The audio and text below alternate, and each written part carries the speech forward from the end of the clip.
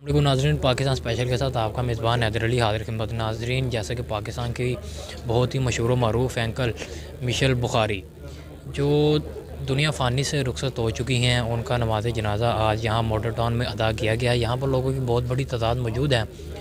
सबसे पहले मैं बताता चलूँ कि मिशेल बुखारी कैंसर के आर्ज़ा में मुब्तला हो चुकी थी, काम कर रही थी बहुत ही कम अरसा में, यानी कि बहुत ही कम अरसा में उनके ऊपर जो बीमारी है वो जानलेवा साबित हुई। लेकिन वो बीमारी का काफ़ी मुकाबला करती रहीं, लेकिन फिर भी जो अल्लाह ताला को मंजूर था वही हुआ। आज यहाँ पर मुस्लिम लीग नून के रहनुमा अता तारड़ साहब भी मौजूद हैं और बाकी काफ़ी न्यूज़ चैनल के एंकर्स भी यहाँ पर मौजूद हैं।